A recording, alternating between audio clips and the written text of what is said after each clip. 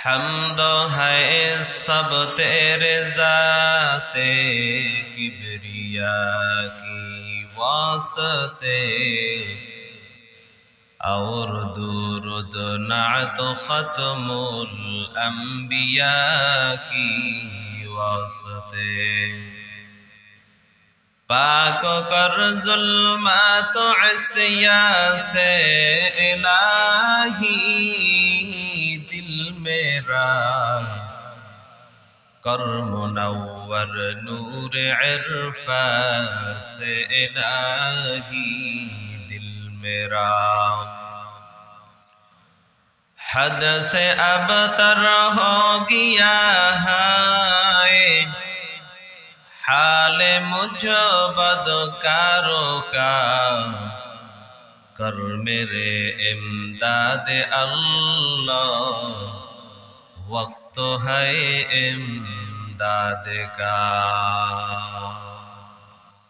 अल्हम्दुलिल्लाह अल्लाह पाकेर दरबारे लाख कोटी शुक्र व सुजूद যে আল্লাহ রব্বুল আলামিন আপনাকে আমাকে দয়া করে মায়া করে ভালোবেসে পবিত্র মাহে রমজানের তৃতীয় রমজানে রোজা রাখা অবস্থায় মহাগ্রন্থ শ্রেষ্ঠ কিতাব কোরআনে হাকিমের মজলিসে আসার বসার তৌফিক দিয়েছেন।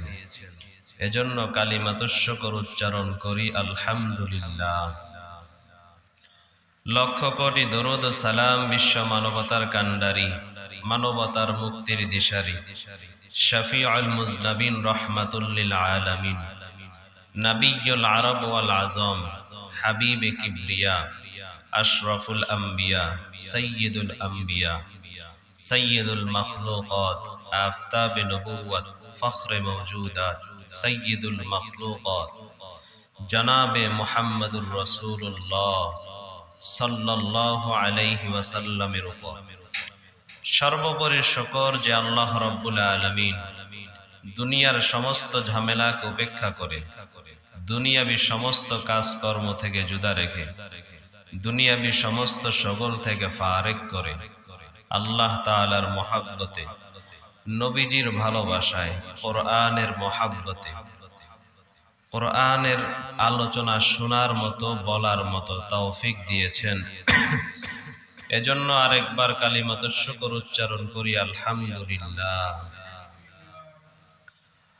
রমজান মাস প্রতিটা মুহূর্ত প্রতিটা ক্ষণ দামি এক মাস, প্রতিটা মুহূর্ত যেন উম্মতের জন্য নাজাতের বার্তা নিয়ে ঘুরতেছে।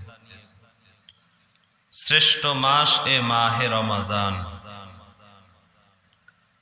তো এই মাহে রমজানের পবিত্রতা রক্ষা করার মাহে রমজানের হক আদায় করার মতো তৌফিক আল্লাহ আমাদের সবাইকে দান করেন, আমিন। রাসূল করিম সাল্লাল্লাহু আলাইহি ওয়াসাল্লাম বলেন, রমজান মাসটাকে আল্লাহ তিনটা ভাগে ভাগ করেছেন।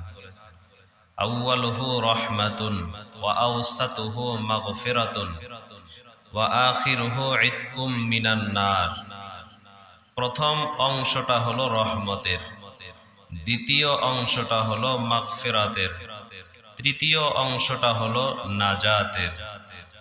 উদাহরণত একটা মাটির চাকা, রৌদ্রের তাপ পড়তে পড়তে এই মাটির চাকাটা শক্ত হয়ে যায়। এই মাটির চাকাটা দিয়ে কোনো কিছু বানানো সম্ভব হয় না। মাটির চাকা দিয়ে যদি কিছু বানাইতে চাওয়া হয় তো এটা ভেঙে যাবে। তো সর্বপ্রথম এই মাটির চাকা দিয়ে যদি কিছু বানাইতে হয় তো এটাকে ভিজাইতে হয়। ভিজিয়ে যদি নরম করা হয়, এরপরে এটাকে খামিরা তৈরি করে এরপরে এটার দ্বারা যা ইচ্ছা তাই বানানো যায়। পাতিলও বানানো যায়, কলসিও বানানো যায়, চাইলে গাছ গাছালার কিছু আকৃতি দৃশ্য এগুলাও বানানো যায়। তো মানুষের অন্তরটাও গুনাহের তাপে শক্ত হয়ে গেছে। এই শক্ত অন্তর দিয়া কিছুই করা যায় না। তো আল্লাহ তাআলা রমজানের প্রথম 10 দিনে এই অন্তরের উপরে রহমতের বৃষ্টি বর্ষণ করেন। রহমতের বৃষ্টি বর্ষণ করতে করতে অন্তরটা নরম হয়ে যায়। এরপরে আল্লাহ তাআলা দ্বিতীয় 10 দিনে মাগফিরাত, অন্তরের গুনাহগুলোকে আল্লাহ মাফ করতে থাকেন। মানে এই মাটির চাকা ভিজানোর পরে খামিরা তৈরির কাজটা মাগফিরাত। এরপরে যখন বান্দার অন্তরটা একেবারে প্রস্তুত, নরম অন্তর, গুনাহ মুক্ত অন্তর, শেষের 10 দিন নাজাতের দিনগুলোতে আল্লাহ তাআলা এই অন্তরটাকে পরিশুদ্ধ করে জান্নাতীদের দলভুক্ত করে দেন। সুবহানাল্লাহ। তো আমরা যেন রমাজান যে কারণে এসেছে আমাদেরকে পরিশুদ্ধ করার জন্য, আমাদেরকে পবিত্র করানোর জন্য, আমরা যেন সেইভাবেই পবিত্র হতে পারি, রমজানের পবিত্রতা যেন রক্ষা করতে পারি। আল্লাহ আমাকে আপনাকে সবাইকে তৌফিক দান করেন, বলি আমিন। সূরা লোকমান থেকে আলোচনা করতেছিলাম। গতকাল সূরা লোকমানের 6টি আয়াত এর তরজমা, ভেতরের কিছু কথা আলোচনা করেছিলাম। এর মধ্যে 1 নাম্বার কথা ছিল যে নেককারদের জন্য কোরআন হলো রহমত, নেককারদেরকে আল্লাহ রাস্তা দেখাবেন। 2 নাম্বার কথা ছিল যারা নামাজ পড়বে এবং যাকাত আদায় করবে আল্লাহ নিজের পক্ষ থেকে তাদেরকে হেদায়েত দিবেন এবং এরাই সফল। 3 নাম্বার কথা ছিল যে মানুষের মধ্যে একদল মানুষ, তারা লাহওয়াল হাদিস, গান বাজনা, বাদ্যযন্ত্র ক্রয় বিক্রয় করে অজ্ঞতাবশত। তাদের জন্য আল্লাহ বলেছিলেন লাহুম আযাবুম মুহিন। যারা এই গান শুনবে, গান গায়িকাদেরকে ক্রয় বিক্রয় করবে, প্রমোট করবে, এদেরকে দেওয়া হবে লাঞ্ছনাদায়ক শাস্তি অথবা যন্ত্রণাদায়ক শাস্তি, এদের জন্য হবে। তো এই 3টা কথার উপরে 6টি আয়াতের তরজমা করেছিলাম। আল্লাহ আমল করার তৌফিক দান করেন। 7 নাম্বার আয়াত থেকে তেলাওয়াত করেছি। আল্লাহ তাআলা এখানে বলেন ওয়া ইযা তুতলা আলাইহি আয়াতুনা, যখন তাদের কাহারো সম্মুখে আমার আয়াত তেলাওয়াত করা হয়, আমার কোরআনের আয়াতগুলো পড়ে পড়ে শোনানো হয়, ওয়াল্লা মুস্তাকবিরা, কিছু সংখ্যক মানুষ অহংকারী করে, অহংকারী করিয়াই ছেড়ে দেয় না। কাআল্লাম ইয়াসমাহা, তারা কেমন যেন তেলাওয়াত শুনেও না শোনার ভান ধরে। কাআন্নাহা ফি উযনাইহি ওয়াকরা, এমন ভাব নেয় মনে হয় যেন তাদের কান দুইটাই বধির, যেন তারা কানে কিছুই শুনে না। ফাবাশশিরহু বিআযাবিন আলীম, আল্লাহ বলেন তাদেরকে সুসংবাদ শোনায় দেন, বিআযাবিন আলীম, কঠিন যন্ত্রণাদায়ক শাস্তি।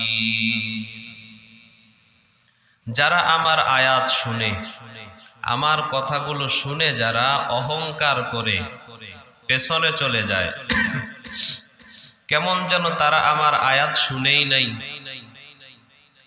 নামাজের কথা যখন তেলাওয়াত করে বলা হয় যে তোমরা নামাজ পড়ো, রোজা রাখো, পর্দা করো, হালাল খাও, তারা অহংকার করে বলে যে নামাজ না পড়লে কি হবে, আমি রোজা রাখবো না, কে কি করবে আমাকে, আমি হালাল খাবো না, কে আমাকে খাওয়াবে, আমি পর্দা করব না, কে আমাকে পর্দা করাবে, আমি আমার মতো চলবো, কে আমাকে ফিরাবে। একটা ভাব নাই, অহংকারের ভাব, যে আমি আমার মতো চলবো, কে আমাকে জোর করবে? আল্লাহ বলেন ওয়াল্লা মুস্তাকবিরা, এভাবে করে মানে অহংকারী করে বলে ধুর, এগুলা না শুনলে কি হবে, না করলে কি হবে। মসজিদে আজান হইতেছে, মুয়াজ্জিন বলে হাইয়া আলাস সালাহ, আসো নামাজের দিকে আসো। হাইয়া আলাল ফালাহ, আসো কল্যাণের দিকে আসো। আজান শোনার পরেও যেই বান্দাগুলো না শোনার ভান ধরে অন্যদিকে যায়, আল্লাহ বলেন তারা অহংকার করে আমার আয়াতকে পিছনে রেখে, আমার কথাকে দূরে ফেলাইয়া তারা অন্যদিকে চলে গেল। কাআল্লাম ইয়াসমাহা, যেন তারা শুনেই নাই। আজান হয়েছে অথচ মসজিদে আসে না, নামাজও পড়ে না, এমন ভাব মনে হয় তারা আজানই শুনে নাই। কাআন্নাহা ফি উযনাইহি ওয়াকরা, এমন ভাব নেয় যেন তারা বধির, মনে হয় যেন তাদের কান দুইটাই আল্লাহ কেড়ে নিয়েছেন, কানে শুনে না। আল্লাহ বলেন নবী, আমার আয়াত শোনার পর, আমার কথা শোনার পরে যারা এভাবে করে পেছন দিক থেকে চলে যায়, অহংকারী করে, শুনেও যারা না শোনার ভান ধরে, তাদেরকে আপনি যন্ত্রণাদায়ক শাস্তির সুসংবাদ দিয়ে দেন। সুসংবাদ তো শাস্তির হয় না, সুসংবাদ হয় শান্তির। কোন উপহার দিলে হয় সুসংবাদ, যে তোমাকে এটা উপহার দিছে, এটা সুসংবাদ। বেতের বাড়িরে তো সুসংবাদ বলে না। তো আল্লাহ এখানে সুসংবাদ বললেন কেন, ফাবাশির বললেন কেন? বলে ওদেরকে ঠাট্টা করলেন, ওদেরকে ঠাট্টা করে বললেন যে তোদের জন্য সুসংবাদ আযাব, শাস্তি, তোদের জন্য শান্তি না বরং শাস্তি। আল্লাহ তাআলা কোরআনের অন্য জায়গায় বলেন ওয়ালাকাদ জারানা লিজাহান্নামা কাসীরা মিনাল জিন্নি ওয়াল ইনসি লাহুম কুলুব লা ইয়াফকাহুনা বিহা ওয়া লাহুম আ'য়ুনুন লা ইউবসিরুনা বিহা ওয়া লাহুম আযানুন লা ইয়াসমাউনা বিহা উলাইকা কাল আনআমি বাল হুম আদাল উলাইকা হুমুল গাফিলুন। আল্লাহ বলেন ওয়ালাকাদ জারানা লিজাহান্নামা কাসীরা, আল্লাহ বলেন মানুষ এবং জিন জাতি, অধিকাংশ মানুষ এবং জিন জাতি তারা হবে জাহান্নামী। মিনাল জিন্নি ওয়াল ইনস, মানুষ এবং জিন অধিকাংশই জাহান্নামী হবে। কেন জাহান্নামী হবে? আল্লাহ বলেন লাহুম কুলুবুল লা ইয়াফকাহুনা বিহা, তাদেরকে আমি চিন্তা করার জন্য অন্তর দিয়েছিলাম, গবেষণা করার মতো জ্ঞান দিয়েছিলাম। তারা অন্তর দ্বারা চিন্তা করে নাই, অন্তর দ্বারা গবেষণা করে নাই। প্রশ্ন হতে পারে হুজুর, অন্তর দিয়া তো আমরা কত গবেষণা করি, বিল্ডিংটা বানাইলে কতদিন টিকবে, কিভাবে বানাইলে কতদিন বয়স পাবে, চিন্তা তো করলাম। ও ইহুদি আর খ্রিস্টানেরা চিন্তা করে করে কত জিনিস আবিষ্কার করলো, বিমান আবিষ্কার করলো, মোবাইল আবিষ্কার করলো, অন্তর দিয়া তো কত গবেষণা করলো। আল্লাহ বলেন লাহুম কুলুবুল লা ইয়াফকাহুনা বিহা, তারা অন্তর দ্বারা গবেষণা করে নাই। দুনিয়ার মানুষ যেই গবেষণা করে, এই গবেষণাকে আল্লাহ গবেষণাই মনে করেন না, বরং গবেষণা হলো ওইটা, গবেষণা করবে আমি যে দুনিয়াতে আসলাম, কে আমাকে বানাইছে, কে আমাকে বানাইছে, কেন বানাইছে, আমি কোথায় চলতেছি, কোথায় আমার যাওয়া দরকার, আমার কি করা দরকার। মানুষ তো এমনিতেই দুনিয়ায় কিছু বানায় না, এমনিতেই মানুষ দুনিয়ায় কোনো কাজ করে না, পিছনে একটা উদ্দেশ্য থাকে। আল্লাহ বলেন যেই মানুষটা এই উদ্দেশ্য তালাশ করে না, যেই মানুষটা এই চিন্তা করে না যে আমাকে তো বানাইছেন আল্লাহ, তো এমনিই তো বানায় নাই, গরুকেও বানাইছেন আল্লাহ, আমাকেও বানাইছেন আল্লাহ। গরুকে তো চিন্তা করার মতো, গবেষণা করার মতো বিবেক বুদ্ধি আল্লাহ দেয় নাই, আমাকে আল্লাহ দান করেছেন। গরু খায় দেয় ঘুমায়, আমিও যদি খাই দেই ঘুমায়, পার্থক্য কি হইল? গরুর মধ্যে বিবেক বুদ্ধি নাই, আমার মধ্যে তো বিবেক বুদ্ধি আছে। আল্লাহ আমাকে জ্ঞান দান করেছেন, অতএব আমার চিন্তা করা দরকার। কেন আল্লাহ আমাকে বানাইছেন, কি আল্লাহ আমার থেকে চান, এটা চিন্তা করা দরকার। এটা যারা চিন্তা করে না, আল্লাহ কেন বানাইছেন, কোথায় ছিলাম, কোথায় আছি, আমি আবার কোথায় যাব, এই চিন্তা গবেষণা যারা করে না, আল্লাহ বলেন তাদের অধিকাংশই হবে জাহান্নামী। আল্লাহ বলেন ওয়ালাহুম আ'য়ুনুন লা ইউবসিরুনা বিহা, আমি আল্লাহ তাদেরকে চক্ষু দান করলাম, চোখ দ্বারা দেখে না। প্রশ্ন হতে পারে, চোখ দিয়ে তো আমরা সব দেখতেছি, রাস্তাঘাট দেখতেছি, গাছপালা তরুলতা সব দেখতেছি। আল্লাহ বলেন জাহান্নামীদের অধিকাংশ তারা দেখে না। এই দেখার দ্বারা আল্লাহ দুনিয়া দেখা উদ্দেশ্য করে নাই, বরং আল্লাহর নিয়ামত দেখার কথা উদ্দেশ্য করেছেন। আমি আল্লাহ তাদেরকে চক্ষু দিয়েছিলাম, মা বাবার দিকে নেক দৃষ্টি দিয়ে তাকানোর জন্য তারা তাকায় নাই। আমি আল্লাহ চোখ দিয়েছিলাম, এই চোখ দ্বারা তারা কোরআন দেখে দেখে পড়বে, কিন্তু কোরআন দেখে দেখে পড়ে নাই। আমি আল্লাহ চোখ দিয়েছিলাম উলামায়ে কেরামদেরকে দেখার জন্য, আল্লাহ ওয়ালাদের দিকে তাকানোর জন্য।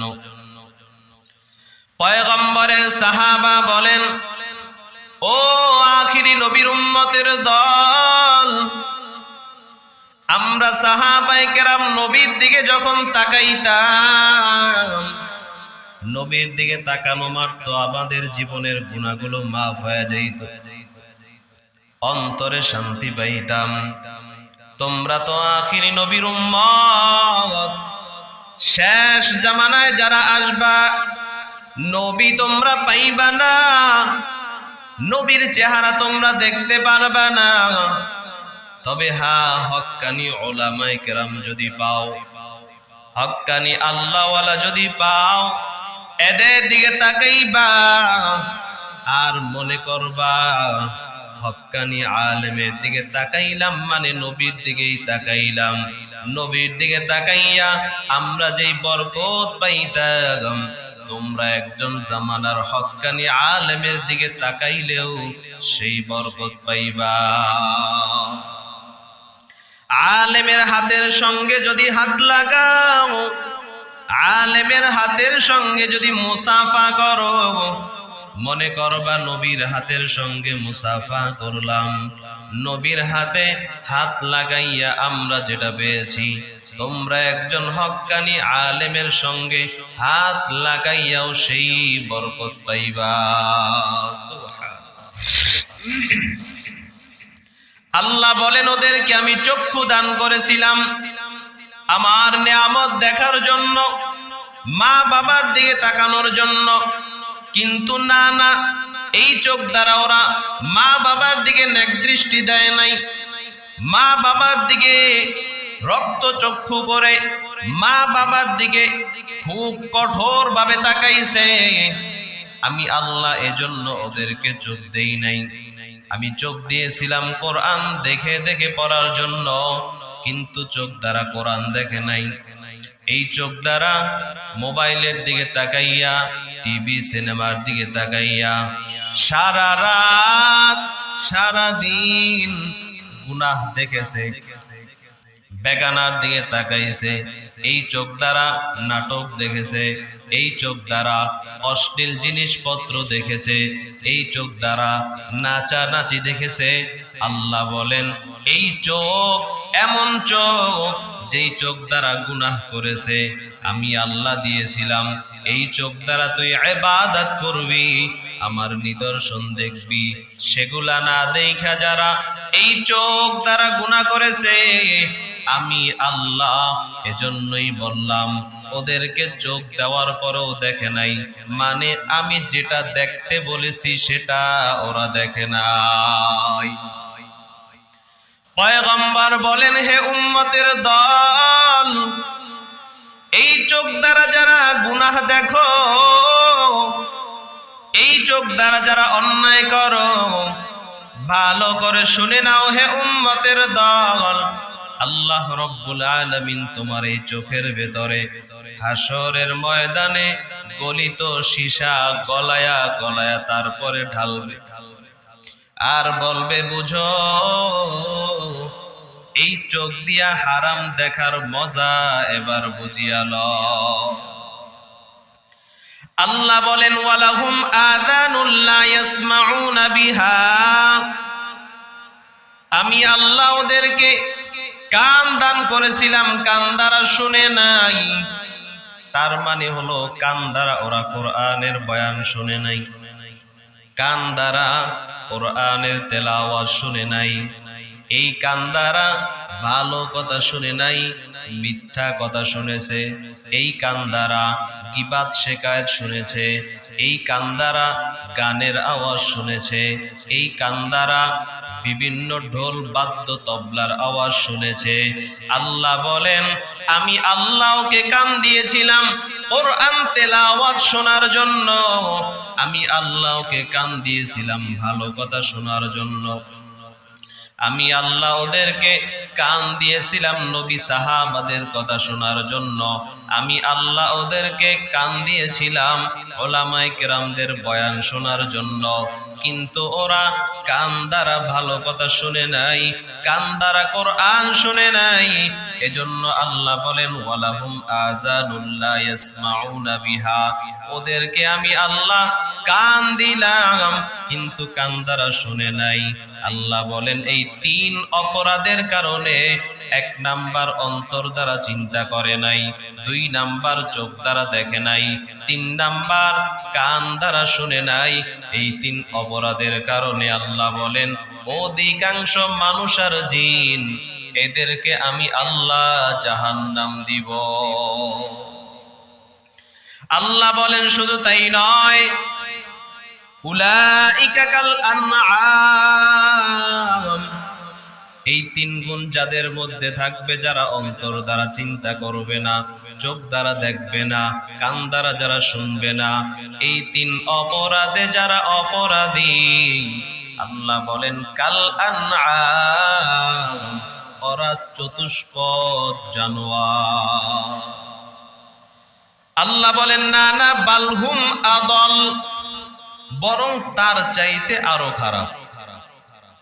কুকুরের চাইতে এই মানুষ খারাপ, গরুর চাইতে এই মানুষ খারাপ, শৃগালের চাইতে এই মানুষ খারাপ, বানরের চাইতে এই মানুষ খারাপ। যেই মানুষটা অন্তর দ্বারা চিন্তা করে না, চোখ দ্বারা দেখে না, কান দ্বারা শুনে না। কারণ আমি আল্লাহ কুকুরকে মেধা শক্তি দেই নাই, বুঝ শক্তি দেই নাই, মানুষকে দিয়েছিলাম। কুকুরকে যদি বলেন অমুক জায়গায় তোর জন্য খাবার রাইখা আসছি, তুই যা খেয়ে আস, কুকুর কিন্তু বুঝবে না। কুকুরকে যতই পোলাও রোস্ট কোরমা দিয়া ভাত খাওয়ান, পায়খানা দেখলে কুকুর চাটা না দিয়া পারবে না।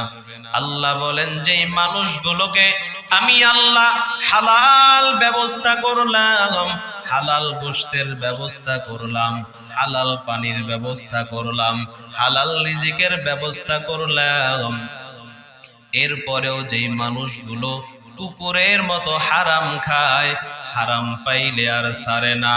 ওই মানুষটার ভেতরে কুকুর আর মানুষের মধ্যে কোনো পার্থক্য নাই, বরং কুকুরের তো বুঝ শক্তি নাই, এজন্য ওর স্বভাবগত কাজ করে। মানুষ বুঝ শক্তি থাকার পরেও যে করে, এজন্য কুকুরের চাইতেও অধম, কুকুরের চাইতেও এই মানুষগুলো খারাপ। হাসরের ময়দানে আল্লাহ রাব্বুল আলামিন এই মানুষগুলোর সামনে কুকুরগুলোকে দাঁড় করাবেন, বিভিন্ন চতুষ্পদ জানোয়ারকে দাঁড় করবেন, ওদেরকেও আল্লাহ বিচার করবেন। একটা কুকুর আরেকটা কুকুরকে অন্যায়ভাবে কামড় দিছিল, হাসরের ময়দানে ওই কুকুরটাকে বলবেন, আজকে তুই ওকে একটা কামড় দে। কামড় দিবে, দুইজনার বিচার শোধ হয়ে যাবে। আল্লাহ বলবেন, কুনতু তুরাবা, মাটির সঙ্গে মিশে যা, মাটির সঙ্গে মিশে যাবে। আর নাফরমান এই দৃশ্য দেখে তখন আফসোস করতে থাকবে, হায় আমি যদি দুনিয়ায় মানুষ না হইয়া একটা কুকুরও হইতাম, আজকে আমি মাটির সঙ্গে মিশে যাইতাম, আমার আযাব ভোগ করতে হইতো না। আল্লাহ বলেন, ওদের বিচার তো এই পর্যন্ত, মানুষের বিচার হবে দীর্ঘস্থায়ী। এজন্য আল্লাহ বলেন, হে মানুষ, বিবেক দিয়েছি চিন্তা করো, চোখ দিয়েছি চিন্তা কর, চোখ দিয়েছি দেখো, কান দিয়েছি শুনো, ভালো মন্দ বুঝে নাও, ভালোটা গ্রহণ করো, মন্দটাকে ছেড়ে দাও। আল্লাহ বলেন, ওয়া ইযা তুতলা আলাইহি আয়াতুনা ওয়াল্লা মুস্তাকবিরা কাআল্লাম ইয়াসমাহা কাআন্না ফি উযনাইহি ওয়াকরা ফাবাশশিরহু বিআযাবিন আলীম।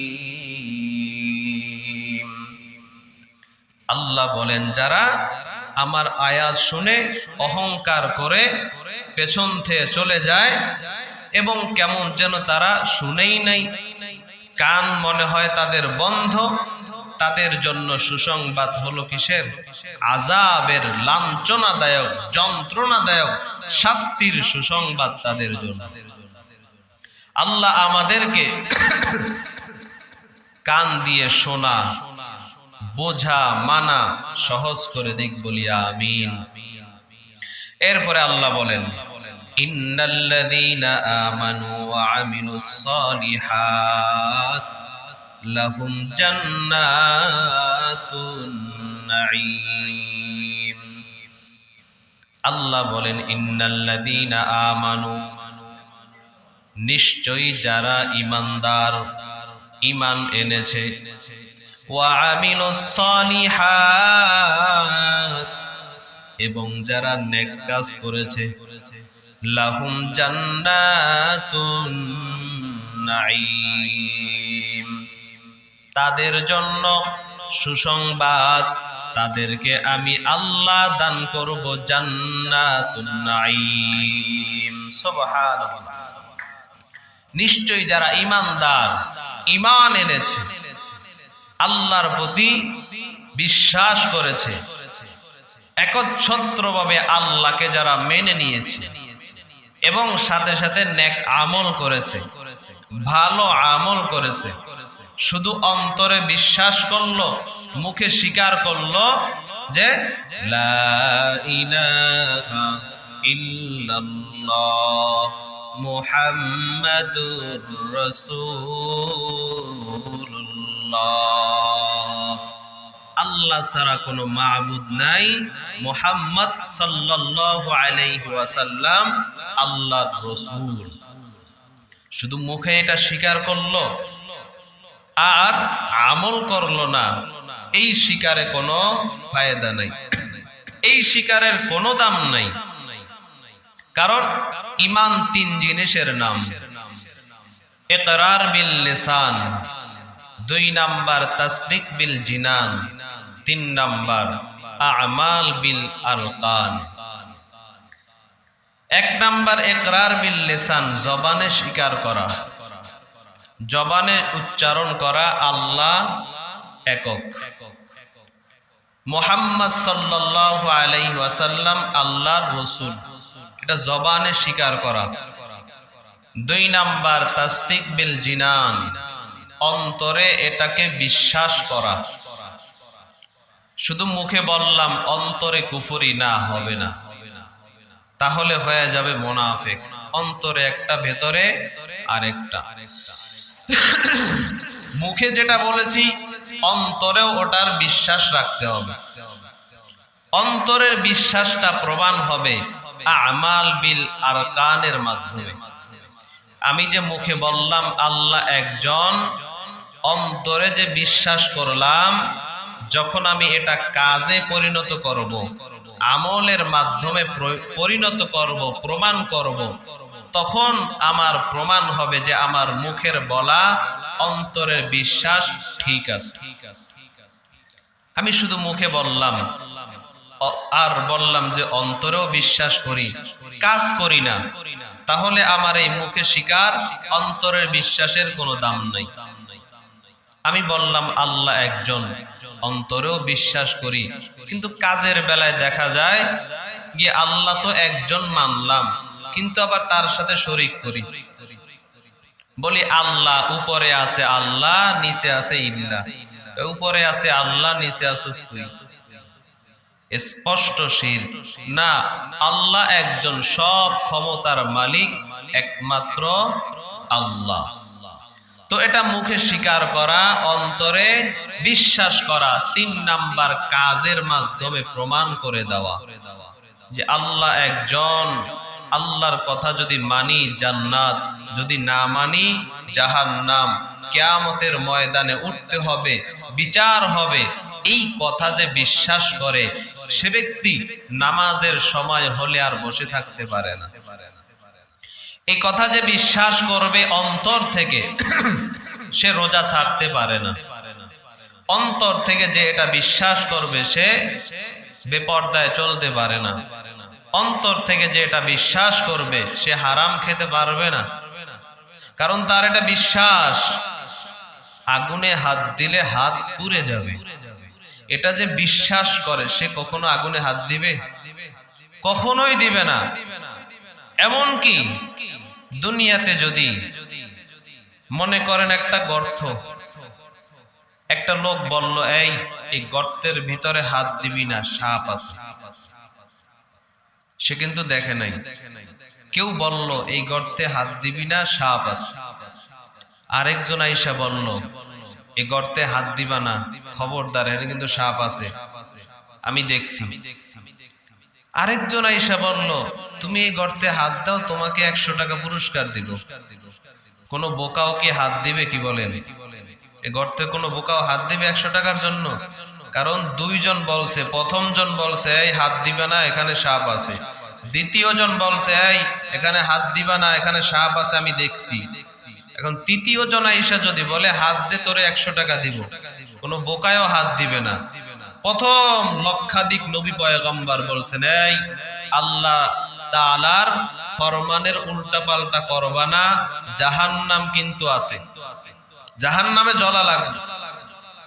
দ্বিতীয় ব্যক্তি আপনার আমার নবী মুহাম্মদুর রাসূলুল্লাহ সাল্লাল্লাহু আলাইহি ওয়াসাল্লাম বলছেন এই উম্মত সাবধান, এই কাজ করবা না, এই কাজের জন্য কিন্তু জাহান্নাম আমি দেইখা আসছি। মেরাজে কিন্তু আল্লাহ আমাকে জাহান্নাম দেখাইছেন, এই শাস্তি, এই গুনাহের জন্য এই শাস্তি কিন্তু আমাকে আল্লাহ দেখাইছেন, খবরদার এই কাজ কিন্তু করবা না। এখন তৃতীয় ব্যক্তি মিস্টার ইবলিস আইসা বলে নামাজ না পড়লে কি হবে, নামাজ পড়িস না, দরকার নাই, এই নামাজ বাদ দিয়া 10টা মিনিট দোকানদারি কর, তোর 100 টাকা লাভ হবে।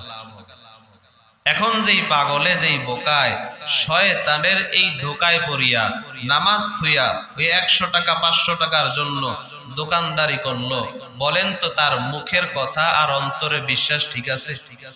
সে যদি মুখে বলল যে আল্লাহ একজন, আখিরাতে শাস্তি হবে, জান্নাত জাহান্নাম আছে, এগুলা যদি তার অন্তরে ইয়াকিন বিশ্বাস পরিপূর্ণ থাকতো, সে কখনো ইবলিসের ধোকায়, মানুষ শয়তানের ধোকায় সামান্য ৫-১০ টাকার জন্য সামান্য একটু বিল্ডিং এর ক্ষতি হবে, সামান্য একটু দোকানদারের ক্ষতি হবে, সামান্য একটু কাজে ব্যাঘাত ঘটবে, এই সামান্য জিনিসের জন্য নামাজ ছাড়তো না, রোজা ছাড়তো না, ওই যে জাহান্নাম নবী বলছেন দেখে আসছি, ওই দিকে পাশে বাড়াইতেন। প্রমাণ হয়ে গেল যে তার অন্তরের বিশ্বাস এবং মুখের স্বীকারোক্তি ঠিক নাই।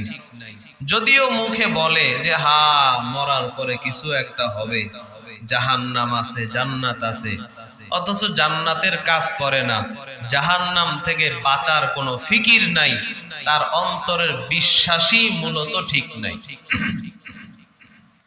অন্তরের বিশ্বাস ঠিক করতে হবে আর তদানুযায়ী আমল করতে হবে।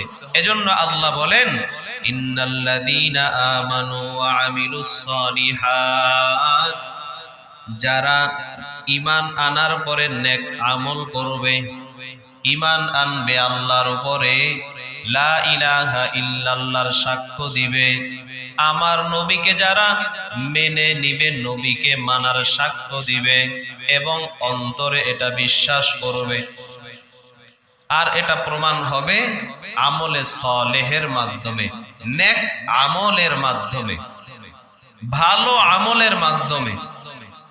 ভালো আমল, কোন আমলটা ভালো বুঝবো কি করে?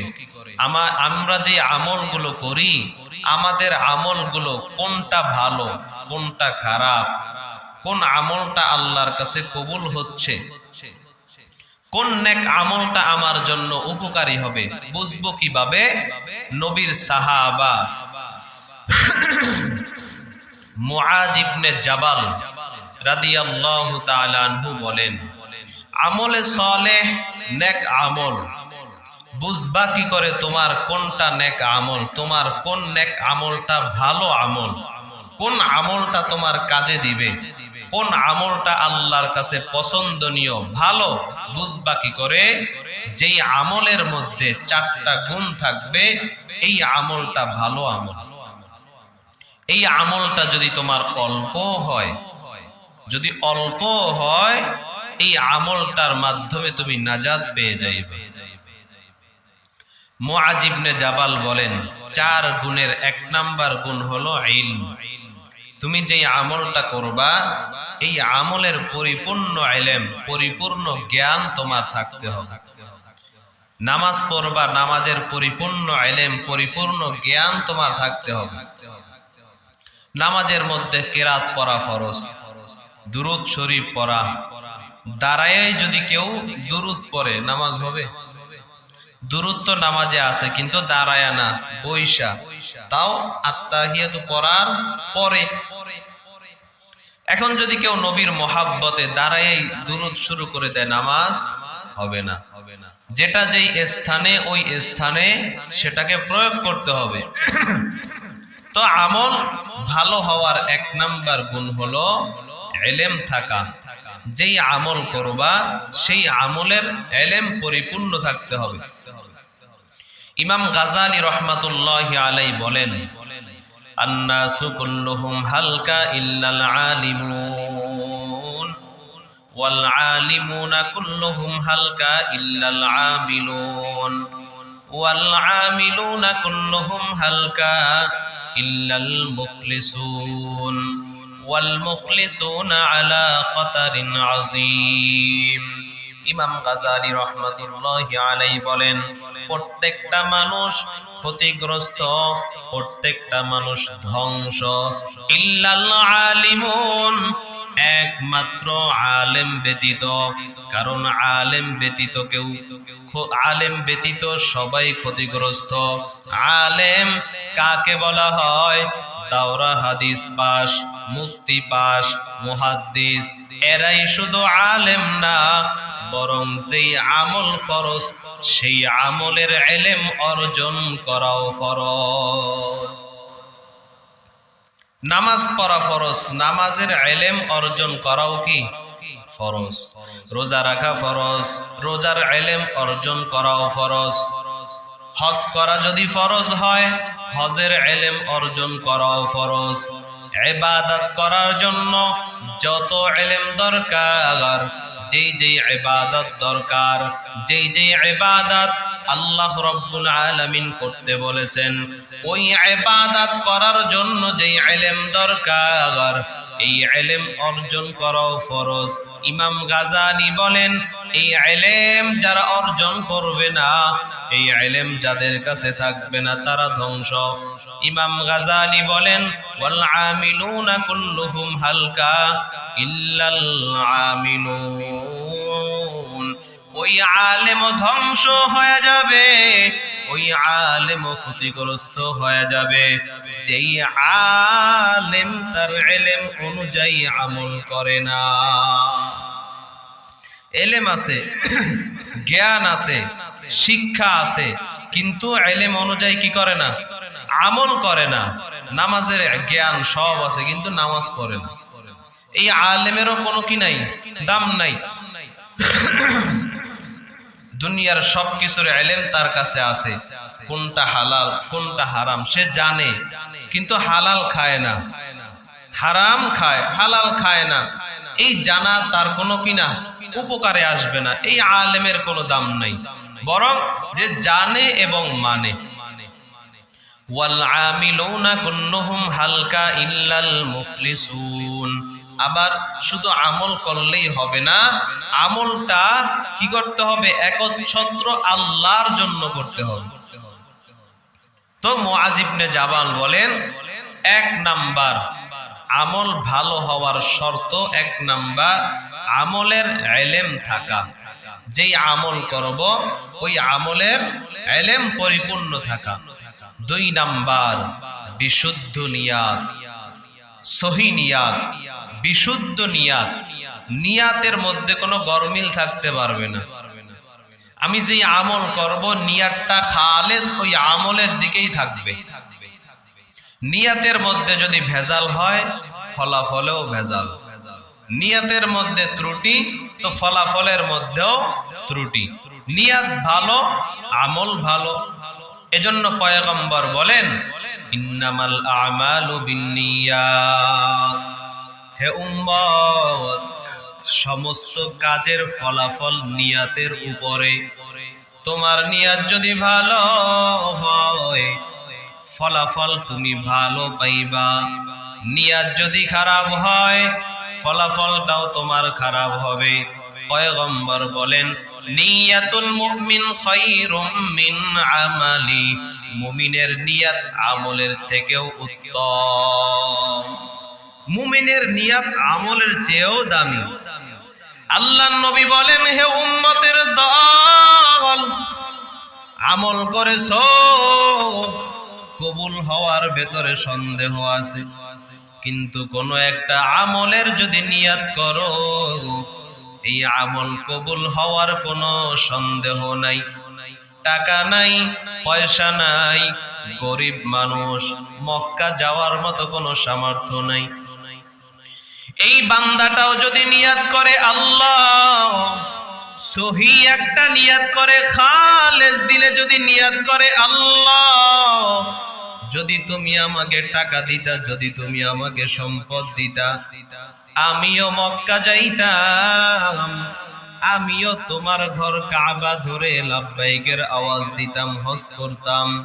আল্লাহর নবী বলেন, বান্দা নিয়াত করার সাথে সাথে একটা কবুল হজের সওয়াব আমল নামায় লেখা হয়ে যায়। সুবহানাল্লাহ। এশারের নামাজ পড়ে ঘুমানোর পূর্বে নিয়াত করেছে, আল্লাহ যদি আমি শেষ রাত্রে সজাগ হতে পারি, শেষ রাত্রে যদি আমি সজাগ হই, আয় আল্লাহ আমি উঠে 2 রাকাত 4 রাকাত তাহাজ্জুদ পড়ব। কিন্তু না, বান্দার ঘুম এতটা গভীর, শেষ রাত্রে আর উঠতে পারে নাই। আল্লাহর নবী বলেন, নিয়াতের কারণে তাহাজ্জুদ না পড়েও তাহাজ্জুদের সওয়াব আমল নামায় পেয়ে গেছে। পয়গম্বর বলেন, হে উম্মত, নিয়াত করেছো কিন্তু পড়তে পারো নাই, ঘুমের কারণে তোমার নামাজ ছুটে গেছে। আল্লাহর নবী বলেন, তোমার ওই আমলের সওয়াব তুমি পরিপূর্ণই পেয়ে গেলা, আর ঘুমটা আল্লাহর পক্ষ থেকে তোমাকে বোনাস দেওয়া হয়েছে। সুবহানাল্লাহ। পয়গম্বর আদম আলাইহিস সালাম, আল্লাহ রাব্বুল আলামিন যখন পয়গম্বর আদমকে দুনিয়াতে সর্বপ্রথম পাঠালেন, আদমের শরীরেও কাপড় নাই, জান্নাতি 3টা পাতা শরীরের অঙ্গ ঢেকে, লজ্জা ঢেকে আল্লাহ তাআলা জান্নাত থেকে দুনিয়ায় পাঠাইলেন। আদম নবী আসার পর দুনিয়ার মধ্যে যত পশু পাখি ছিল সবাই আসছে আদম নবীকে দেখার জন্য। এর মধ্যে একটা প্রাণী হরিণ, তারাও আসছে আদম নবীর সাথে দেখা করার জন্য, সাক্ষাৎ করার জন্য, দোয়া নেওয়ার জন্য। পয়গম্বর আদম আলাইহিস সালামের সামনে যখন হরিণগুলো দাঁড়ায় গেল, বাড়িতে মেহমান আসলে মেহমানদারি করা সুন্নাত। এমনকি নবী বলেন 3 দিন পর্যন্ত শুধু খাওয়াইবা, মেহমানদারি করবা, জিজ্ঞাসা করবা না যে কবে যাইবেন। 3 দিন পর এবার বলেন যে মেহমান, আল্লাহ নবী তাকে বলেন যে খবরদার 3 দিনের বেশি কারো বাড়িতে থাকবা না, 3 দিনের বেশি কারো বাড়িতে থাকবা না। বাড়ির মেজবানকে বলেন যে 3 দিন পর্যন্ত মেহমানকে জিজ্ঞাসা করবা না যে কবে যাইবা। আর মেহমানকে নবী বলেন খবরদার 3 দিনের বেশি কোনো বাড়িতে থাকবা না।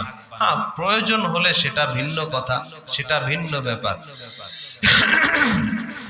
তো বাড়িতে মেহমান আসলে মেহমানকে মেহমানদারি করা সুন্নত।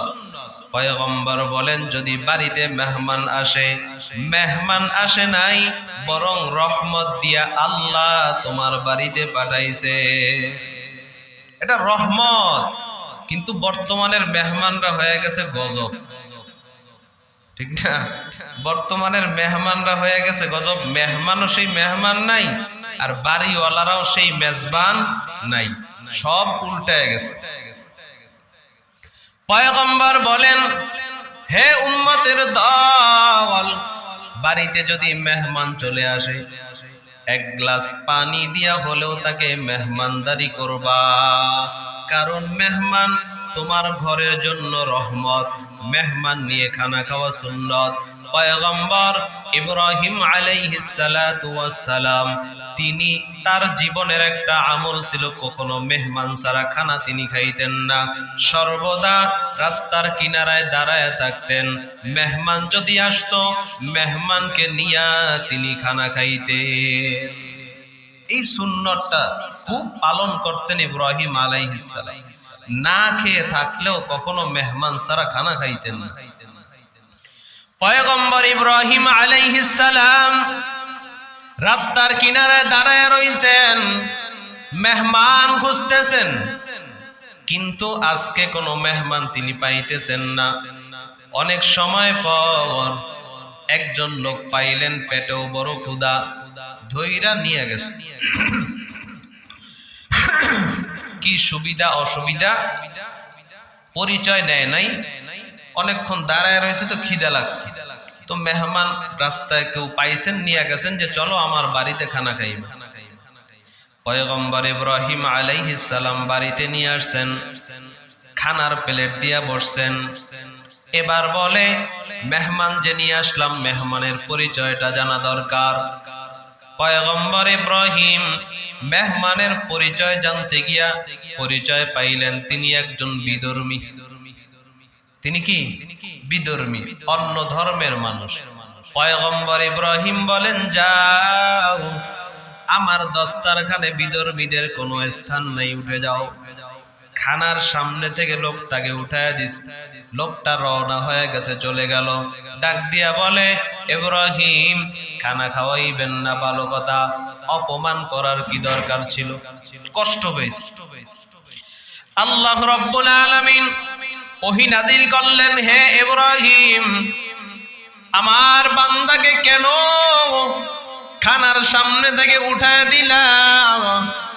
এই বান্দাটা যদিও আমি আল্লাহকে মানে না, যদিও এই বান্দাটা তোমাকে বিশ্বাস করে না, আমাকে মানে না, আমি আল্লাহ এই বান্দাটাকে তো কোনো ওয়াক্ত খানা বন্ধ করি নাই, আজও পর্যন্ত তার সামনে থেকে খানা কেড়ে নেই নাই।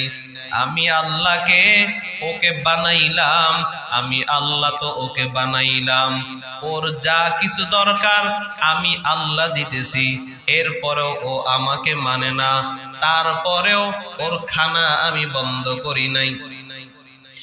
আর তোমার সঙ্গে তোর কোনো সম্পর্ক নাই, তুমি ওকে বানাও নাই, তুমি ওর রিজিকের মালিক না, এক বেলার খানা তুমি দিতে পারলা না।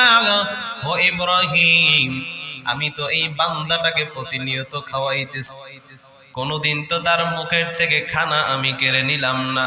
পয়গম্বর ইব্রাহিম আর দেরি করে নাই, বের হয়ে গিয়া মেহমানকে আবার খুঁজতেছে, কই গেল যাকে আমি খানার টেবিল থেকে উঠে দিলাম, কই গেল? খুঁজে খুঁজে যখন পাইলো, অনেক খোঁজার পর ধইরা আবার বাড়িতে নিয়ে যাবে।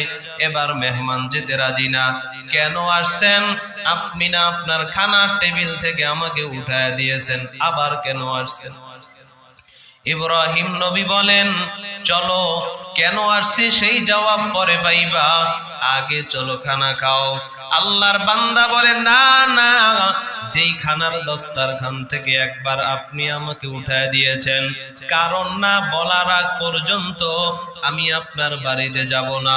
ইব্রাহিম ডাক দিয়া বলে, ও ভাই, আমি যখন তোমাকে আমার খানার দস্তারখান থেকে উঠায় দিলাম, আমার আল্লাহ বড় রাগ করেছেন, আল্লাহ বড় কষ্ট পেয়েছেন। আল্লাহ আমাকে জানাইছেন যে তোমাকে বানাইছেন আল্লাহ, তোমার রিজিকের মালিক আল্লাহ। এত বছর পর্যন্ত তুমি আল্লাহকে একবার আল্লাহ বলে ডাক দাও নাই, তারপরেও আল্লাহ তোমার খানা বন্ধ করে নাই, আল্লাহ তোমার পানি বন্ধ করে নাই। আমি কেন একটা বেলা তোমাকে খাওয়াইতে পারলাম না? আল্লাহ বড় কষ্ট পেয়েছেন, রাগ করেছেন। ওই ইহুদি বান্দা বিধর্মী লোকটা ডাক দিয়া বলে, তাই নাকি? ও ইব্রাহিম, আর দেরি করবা না, আমাকে তাড়াতাড়ি পড়ায় দাও লা ইলাহা ইল্লাল্লাহু ইব্রাহিম খলিলুল্লাহ। এই এক মেহমানদারের সুন্নতে একজন বিধর্মী মুসলমান হয়ে গেছে। সুবহানাল্লাহ। তো আদম পয়গম্বর, তার কাছে হরিণরা আসছে। বাড়িতে মেহমান আসলে কি করা সুন্নত? মেহমানদারি করা সুন্নত। আর এই রমজান মাস তো আরো দামি মাস। পয়গম্বর বলেন, কোন বান্দা যদি আমার কোন রোজাদার ব্যক্তিকে এক গ্লাস পানি অথবা একটা খেজুর দ্বারাও যদি ইফতার করায়, আমি নবী কিয়ামতের ময়দানে হাউজে কাউসারের পানি তাকে পান করায় দিব। ওই হাউজে কাউসারের পানি, এক পেয়ালা পানি, এক গ্লাস পানি যেই বান্দা পান করবে, 50,000 বছরের কিয়ামতের ময়দান, এর ভেতরে আর পানির পিপাসা তার লাগবে না। সুবহানাল্লাহ। আল্লাহর নবী বলেন, শুধু তাই নয়, তুমি যদি একজন রোজাদারকে ইফতার করো, রোজাদার সারাদিন রোজা রাইখা যত সওয়াব পাইল, সম পরিমাণ সওয়াব তোমার আমল নামায় দেওয়া হবে। তবে রোজাদারের আমল থেকে মোটেও কমবে না। রোজার সওয়াব তুমি পেয়ে যাইবা শুধু ইফতারের কারণে।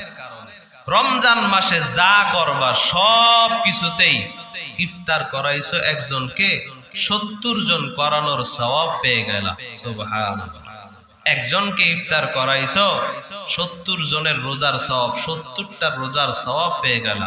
এক গ্লাস পানি অথবা একটা খেজুর দিয়া যদি হয়, তো ইফতার করাইলে তো কেউ শুধু পানি দ্বারা আর খেজুর দ্বারা করায় না, সাথে আরো ভরপুর খাওয়ায় দেয়। তো এক গ্লাস পানির বিনিময় যদি হয় এতটুকু, তো ভরপুর খানা খাওয়াইলে কত না জানি সওয়াব। সুবহানাল্লাহ। প্রত্যেকটা নফল আমল এক একটা ফরজের সমান, এক একটা ফরজ 70টা ফরজের সমান। সুবহানাল্লাহ। এই দামি রমজান পেয়েও যারা গুনাহ ছাড়তে পারে না, এই দামি রমজান, মুমিন তো সারা বছর অপেক্ষায় থাকে কখন রমজান আসবে। রমজান মাস মুমিনের জন্য এক আনন্দের মাস, আসলেই আনন্দ। সাহরি আর ইফতার কত মজা। সাহরির সময় ভেতরে একটা আলাদা আনন্দ কাজ করে, ইফতারের সময় আলাদা একটা আরো বেশি আনন্দ কাজ করে। ভুলবো না ভোলা যায় নাকি মাহে রমজানের স্মৃতি, ভুলবো না ভোলা যায় নাকি মাহে রমজানের স্মৃতি। এ মাসের কত ফজিলত, এ মাসের কত ফজিলত জানো কি মুসলিম জাতি,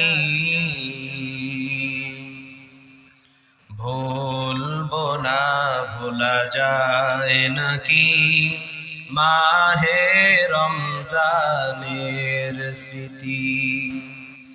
আল্লাহর সেই পবিত্র কালাম মহাগ্রন্থ আল কোরআন, কি মহিমা এ মাসে হয়েছে তার আগমন।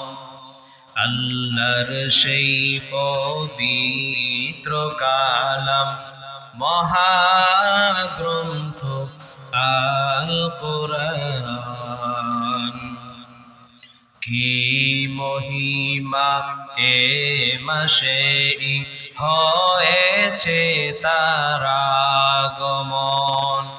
একে নেকে শতুর রহমান দিয়েছেন নফল সমান, রহমত বরকত নাজাতের মাস জালাও আমলে বাতি, ভুলবো না ভোলা যায় নাকি মাহে রমজানের স্মৃতি, ভুলবো না ভোলা যায় নাকি মাহে রমজানের স্মৃতি। এ মাসের কত ফজিলত, এ মাসের কত ফজিলত জানো কি মুসলিম জাতি, ভুলবো না ভোলা যায় নাকি মাহে রমজানের স্মৃতি। কত কষ্ট করেছিলেন ইয়াতীম নবী এই রমজানে, ইবাদতে রাত কাটিয়েছিলেন কি হবে উম্মত বিনে। কত কষ্ট করেছিলেন ইয়াতীম নবী এই রমজানে, ইবাদতে রাত কাটিয়েছিলেন কি হবে উম্মত বিনে। আমরা তো সেই নবীরই উম্মত, কেমনে দাও তার সিনাতে আঘাত, মরণের ভয় নাই কি তোমার, কি হবে যে শেষের গতি,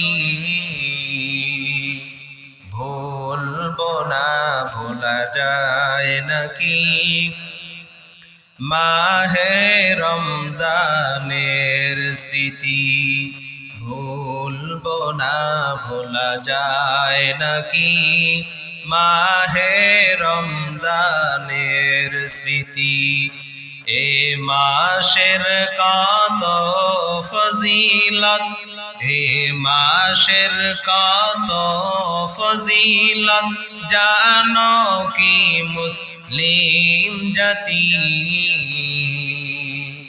ভুলবো না ভোলা যায় নাকি মাহে রমজানের স্মৃতি।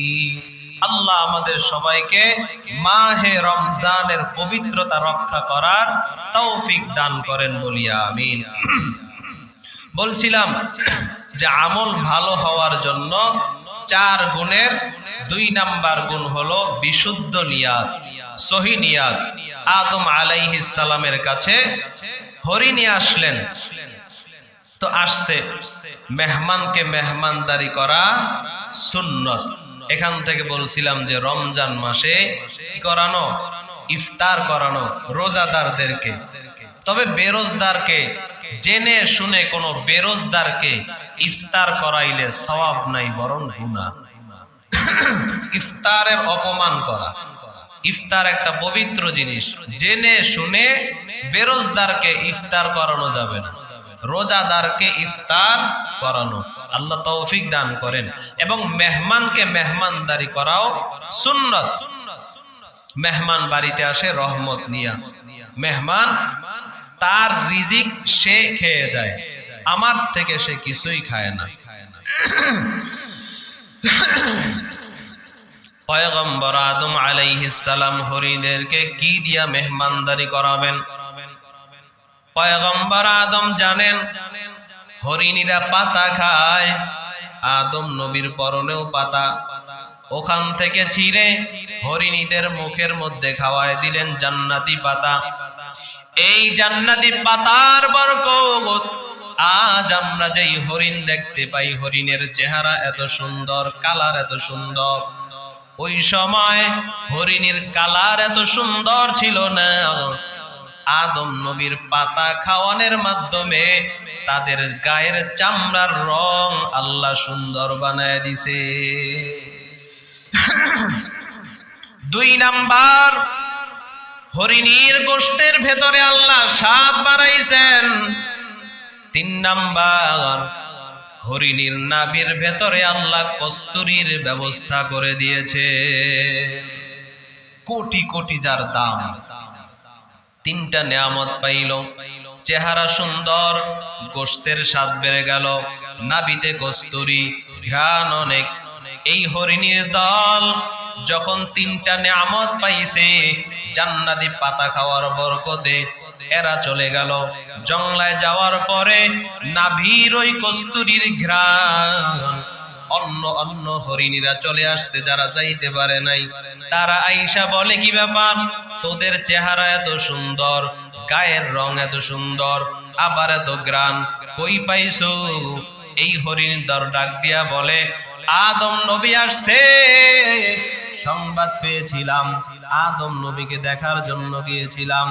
আদম নবী আমাদেরকে পাতা খাওয়াইছেন, ওই পাতার বরকতে ঘ্রাণ আর সৌন্দর্যতা আল্লাহ বাড়ায় দিয়েছেন।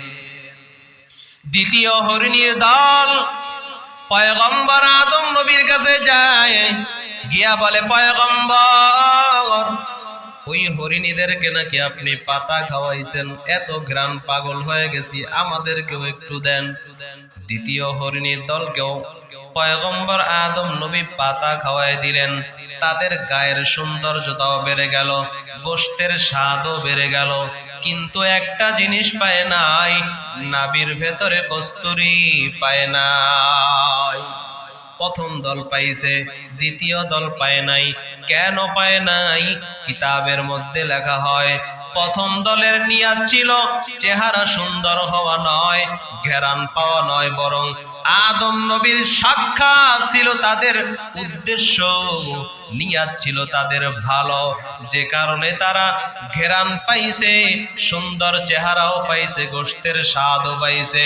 কিন্তু দ্বিতীয় দলের নিয়াত খারাপ হওয়ার কারণে যদিও জান্নাতি পাতার বরকতে চেহারার সৌন্দর্যতা পাইল, গোশতের স্বাদও পাইল, কিন্তু নিয়াতের ভেজালের কারণে ঘেরান আর কস্তুরি পায় নাই।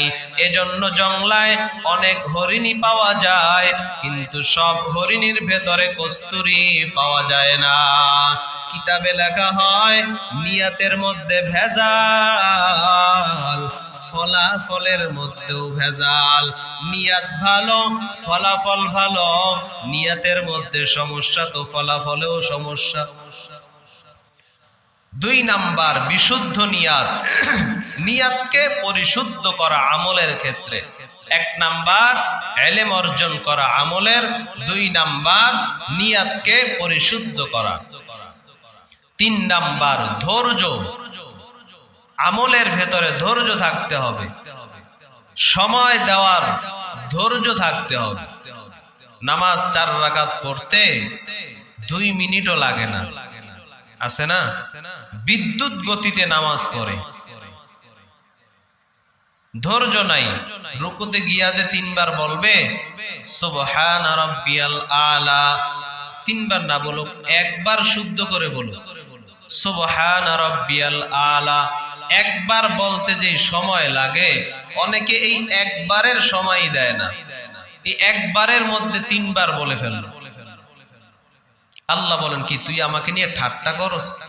আমার সুবহান রাব্বিয়াল আলা, আমার পবিত্রতা সুন্দরভাবে বর্ণনা করতে পারো না? আমার পবিত্রতা ভালোভাবে বর্ণনা করতে পারো না? সুবহান আজিম, সুবহান আজিম, সুবহান আজিম, সুবহানাল্লাহ, সুবহানাল্লাহ। এটা কি ঠাট্টা করা? মাননীয় প্রধানমন্ত্রীর সামনে গিয়া যদি কেউ তার নামটাকে ভিন্নভাবে বলে, তাকে সাথে সাথে জেলে ঢুকায় দিবে না?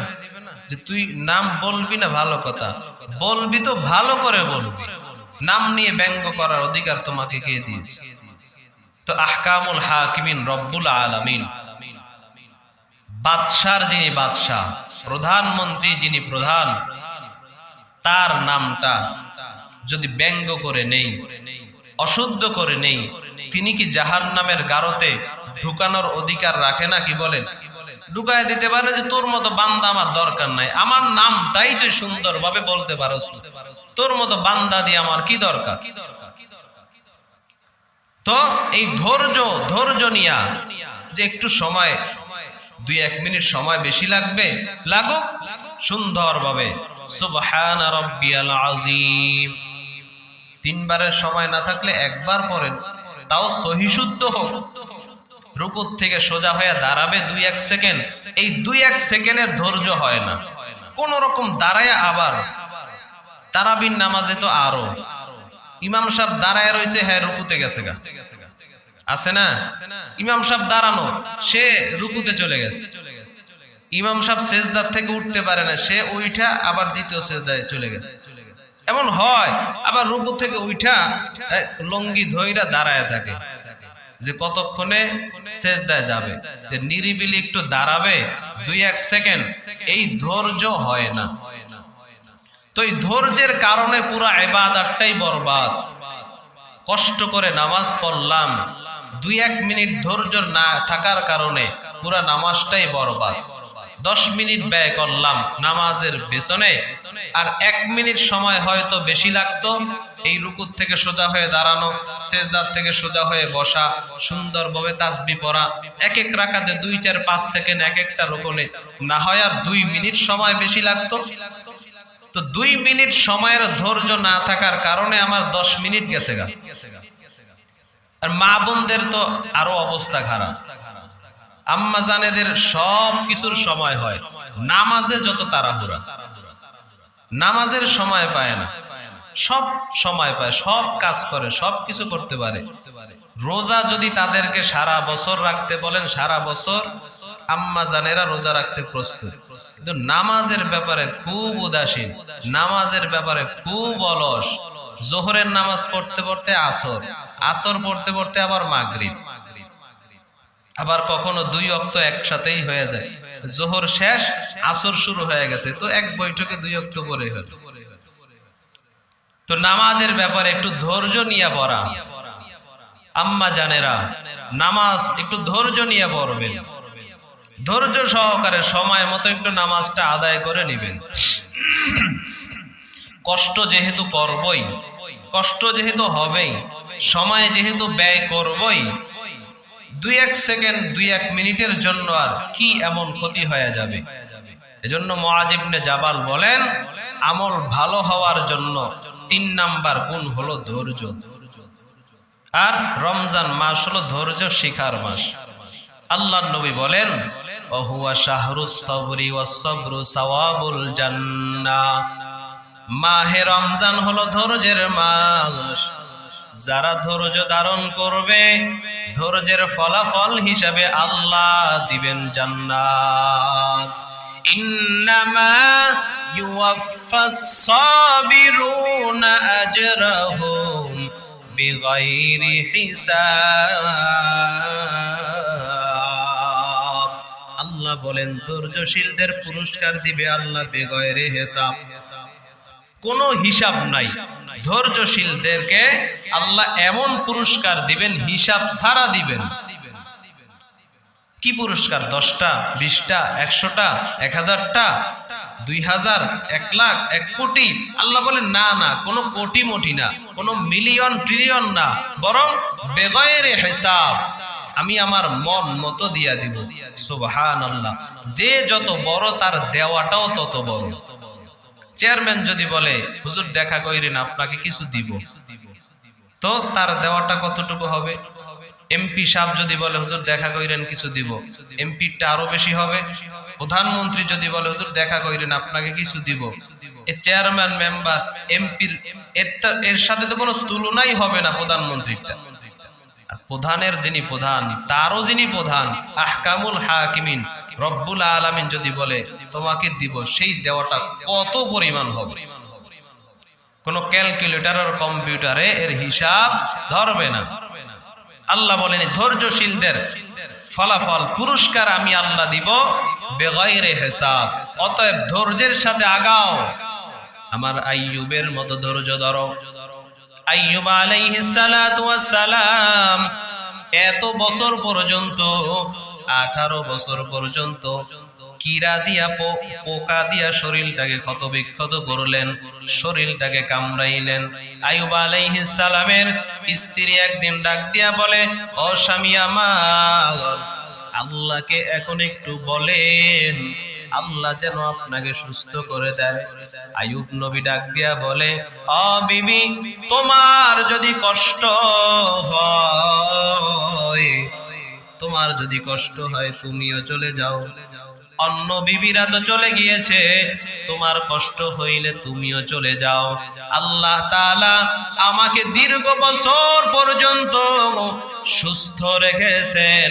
যেই পরিমাণ বছর আমাকে সুস্থ রাখছেন, ওই পরিমাণ অসুস্থতা এখনো হয় নাই। আমি এখনো আল্লাহকে বলতে পারবো না আল্লাহ সুস্থ করে দাও, এটা আমি বলতে পারবো না। আমার আল্লাহর যত মন চায় আমাকে অসুস্থ রাখুক। সুস্থতার পরিমাণ যেই দিন হয়ে যাবে, যত বছর সুস্থ ছিলাম এত বছর আবার যখন অসুস্থ থাকব, এরপরে চিন্তা করব বলা যায় কি যায় না। আল্লাহ বলেন, ওই আইয়ুবের মতো ধৈর্য ধারণ করো। আইয়ুব আলাইহিস সালাম ধৈর্য ধরার কারণে আল্লাহ তাআলা এমন পুরস্কার আইয়ুব নবীকে দান করেছেন। আইয়ুব আলাইহিস সালাম মাগরিবের পূর্বে, গত বছর এই ঘটনা আমি পুরাটা শোনাইছিলাম, মাগরিবের পূর্বে আইয়ুব আলাইহিস সালাম সুস্থ হওয়ার পরে 2 রাকাত নামাজের নিয়াত বেঁধেছেন। 1 রাকাত 2 রাকাত করে সালাম ফিরানোর পরিবর্তে দাঁড়ায় গেছেন, 3 রাকাত পরে সালাম ফিরাইছেন। আল্লাহ তাআলা ওই মাগরিবের নামাজ আজও উম্মতে মুহাম্মাদের উপরে 3 রাকাত নামাজ ফরজ রাখছেন। হে উম্মতের দল, কিয়ামত পর্যন্ত মাগরিবের সময় 3 রাকাত ফরজ পড়বা, আর আমার আইয়ুবের ধৈর্যের কথা চিন্তা করবা, আর 2 রাকাত সুন্নাত পড়ে আম্মা জানেরা আইয়ুবের স্ত্রী তার কথা স্মরণ করবা। এই তাদের ধৈর্য, আইয়ুব যেমন ধৈর্য ধারণ করেছে, আইয়ুবের স্ত্রী যেমন ধৈর্য ধারণ করেছে, তাদের ধৈর্যের কথা চিন্তা করবা, আর তোমরাও ধৈর্যশীল বান্দা হইবা।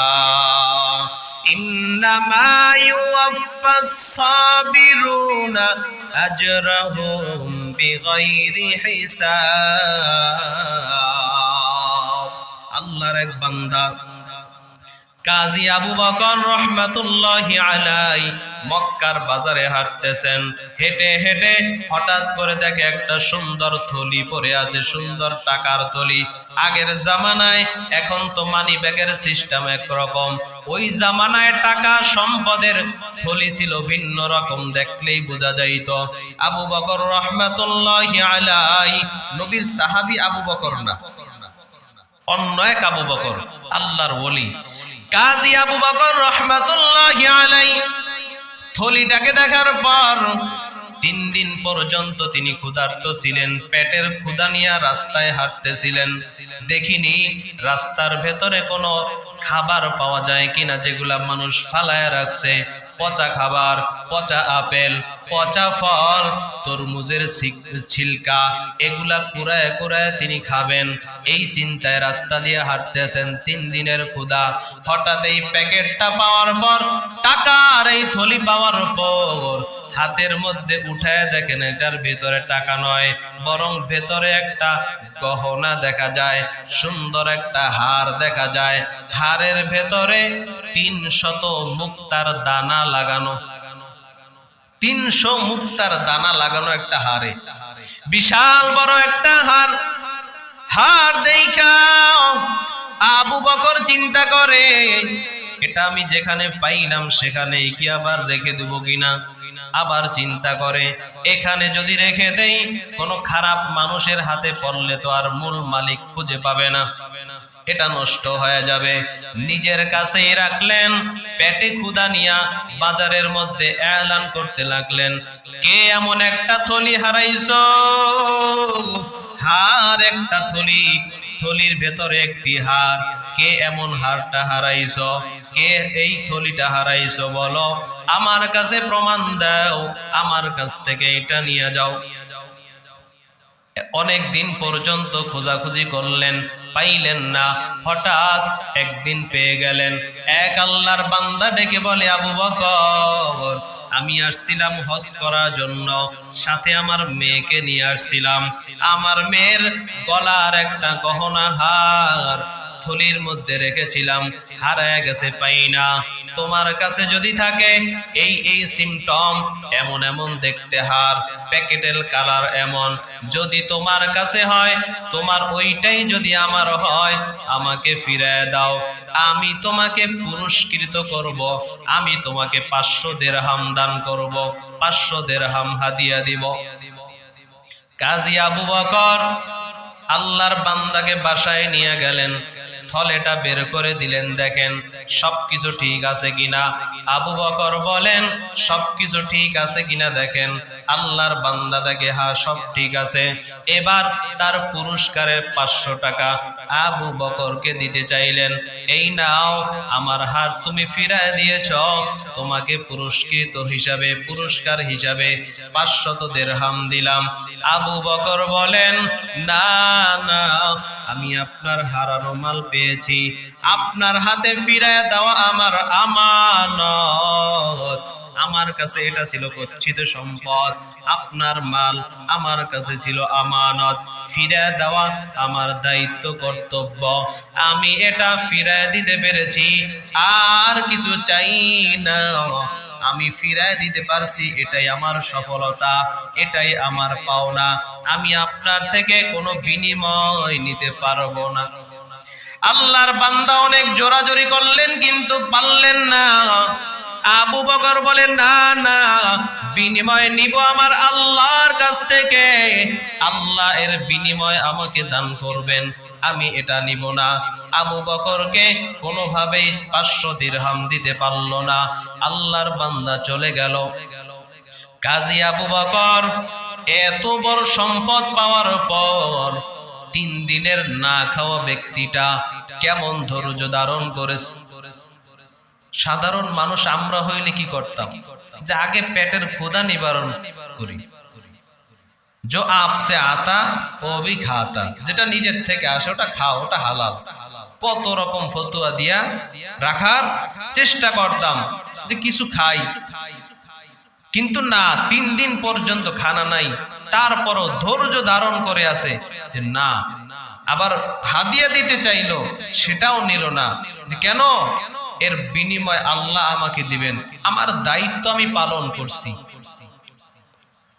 আবু বকর হার ফেরত দিয়া এবার রাস্তার কিনারা দিয়া হাঁটতেছেন। আবার কোনো খাবার নি পাওয়া যায়, মানুষের ফালানো কোনো খাবার নি পাওয়া যায়। হেঁটে হেঁটে কিছু দূর যাওয়ার পরে হাঁটতে হাঁটতে নদীর কিনারায় গিয়ে একটা স্টিমারে উঠলেন, নৌকায় উঠলেন, ওপার যাবেন। কিন্তু আল্লাহর কুদরত, নৌকা চলতে চলতে হঠাৎ তুফান শুরু হয়ে গেল, নৌকাটা ডুবে গেল। আবু বকর নৌকার একটা বয়ার উপরে ভাসতে লাগলেন। ভাসতে ভাসতে একটা দ্বীপের কিনারায় গিয়া পৌঁছালেন। ক্ষুধার্ত অবস্থায় দ্বীপে গিয়া উঠলেন। দ্বীপের মধ্যে সরু পথ, সরু রাস্তা দেখা যায়, চিকন রাস্তা, ওখান দিয়ে হাঁটতে শুরু করলেন। সন্ধ্যা হয়ে গেল, রাত্র হয়ে গেল। কিছু দূর হেঁটে হেঁটে দেখলেন ছোট একটা ঝুপড়ির মতো দেখা যায়, ওখানে একটু আলোর মতো দেখা যায়। ওখানে গেলেন, কাছে গিয়া দেখেন এটা কোনো ঘর না, এটা হলো মসজিদ। ভেতরে ঢুকলেন, নামাজ আদায় করলেন। নামাজ আদায়ের পর সুন্দর কণ্ঠে কোরআন তেলাওয়াত শুরু করলেন। এমন সুন্দর তেলাওয়াত, তেলাওয়াতে মানুষজন শুনে আবু বকরের কিনারায় হাজির। এত সুন্দর তেলাওয়াত কে করতেছে? হঠাৎ তাকাইয়া দেখে একজন যুবক তেলাওয়াত করতেছে কোরআনের। সবাই বড় ভালো লাগছে, ডাক দিয়া বলে, হুজুর আপনি আমাদের মসজিদে ইমামতি করেন। আমাদের মসজিদের একজন ইমাম ছিল, তিনি ইন্তেকাল করেছেন, এখন ইমাম নাই। আমরা চাই আপনি এখানে ইমামতি করবেন, আপনার থাকার ব্যবস্থা করব, খাবারের ব্যবস্থা করব। আবু বকর শুকর আদায় করে আলহামদুলিল্লাহ, আল্লাহ তাআলা কত উত্তম রিজিকের ব্যবস্থা করেছেন। বহুদিন পর্যন্ত ইমামতি করতেছেন। এক পর্যায়ে বয়সও বাড়তেছে। এলাকার মানুষ বলে, ইমাম সাহেব যেহেতু বয়স বাড়তেছে, বিবাহ শাদীর দরকার। আমাদের এলাকায় একটা মেয়ে আছে, আমাদের পূর্বের ইমামের মেয়ে, বড় সুন্দরনী, আখলাকওয়ালা। আমরা চাই তার সাথে আপনার বিবাহ দেওয়ার জন্য। আবু বকর রাজি হয়ে গেলেন, বিবাহ হয়ে গেল। বাসর রাত আবু বকর যখন নাকি ঘরের ভেতরে ঢুকলেন, বাসর করে স্ত্রী সামনে আসলো। তাকায় দেখে, স্ত্রী দেখে তার স্বামী তার গলার দিকে তাকায় রয়েছে, কি যেন ভাবতেছে, গলার অলংকার দেখতেছে। আল্লাহর বান্দি বলে, আমি আপনাকে বিবাহ করলাম, আপনি আমাকে দেখবেন, অলংকারের দিকে তাকান কেন? আবু বকর বলে, আল্লাহর একটা কুদরত নিয়ে ভাবতেছি, তোমার গলার যেই হার, এই হারটা মনে হয় মক্কার রাস্তায় আমি কোনো একদিন খুঁজে পাইছিলাম। মেয়েটা ডাক দিয়া বলে, আর কিছু বলতে হবে না, এবার আমি বলি আপনি শুনেন। স্ত্রীর ডাক দিয়া বলে, ও স্বামী আমার, আমি আমার বাবার সঙ্গে হজের জন্য গিয়েছিলাম, একটা থলির ভেতরে আমার হার ছিল, থলিটা হারায় গিয়েছে, একটা যুবক পেয়েছিল, ওই যুবক আমার বাবাকে আবার ফিরিয়ে দিয়েছে। আমার বাবা তাকে উপটোকন দিতে চেয়েছিল, হাদিয়া দিতে চেয়েছিল, কিন্তু যুবকটা নেয় নাই। আমার বাবাটা ওই যুবকের জন্য বহু দোয়া করেছে, আর আমার বাবা ইন্তেকালের সময় আমাকে ওসিয়াত করে গেছেন, আমাকে বলে গেছেন, মা সুন্দরভাবে পর্দায় থাকবা, আর আমি দোয়া করি রে মা, ওই যুবকটাকে যদি পাইতাম আমি তোমাকে ওই যুবকের সঙ্গে বিবাহ দিতাম। আল্লাহ তাআলা আপনার আমার বাবার ওই দোয়া মনে হয় কবুল করেছে। আল্লাহ তাআলা আপনাকে শুধু হার দেয় নাই, হার পরনেওয়ালি মহিলাকেও আপনাকে হাদিয়া দিয়েছে। সুবহানাল্লাহ। এক হার ফিরিয়ে দেওয়ার কারণে, ধৈর্য ধরার কারণে আল্লাহ শুধু হারই দেয় নাই, হার পরনে ওলিকেও তাকে কি করছে, বোনাস দিছে। আর 500 টাকা 500 দিরহাম যদি তখন নিত, ওইখানেই তো এর কি হইতো, এটা খতম হয়ে যাইতো, সামনে আর আগাইতো না। এই ধৈর্য, এজন্য মুআয ইবনে জাবাল বলেন, আমলের ক্ষেত্রে ধৈর্য ধারণ করো, রমজান থেকে ধৈর্য শিখো, সব ক্ষেত্রে ধৈর্যের গুণ অর্জন করো, আমল সুন্দর হবে। 4 নাম্বার, ইখলাসের সাথে একচ্ছত্রভাবে আল্লাহর জন্য ইবাদত করো। আল্লাহ বলেন, ওয়ামা উমিরু ইল্লা লিয়াবুদুল্লাহা মুখলিসিনা লাহুদ্দিন। আল্লাহ বলেন, আমি বান্দার কাছে, তোমার কাছে কোনো ইবাদত চাই না, হ্যাঁ ওই ইবাদত চাই যেই ইবাদতের মধ্যে থাকবে ইখলাস। ইখলাস ভেতরের জিনিস, এটা চোখে দেখা যায় না, বুঝানো যায় না। আমি যে একমাত্র আল্লাহর জন্য এই কাজটা করতেছি, এটা ভেতরগত ব্যাপার। কোরআনে হাকিমের মধ্যে আল্লাহ তাআলা সূরা নাজিল করেছেন 114টা। প্রত্যেকটা সূরার নাম আছে, নামগুলো আবার সূরার ভেতরে আল্লাহ দেখায় দিয়েছেন।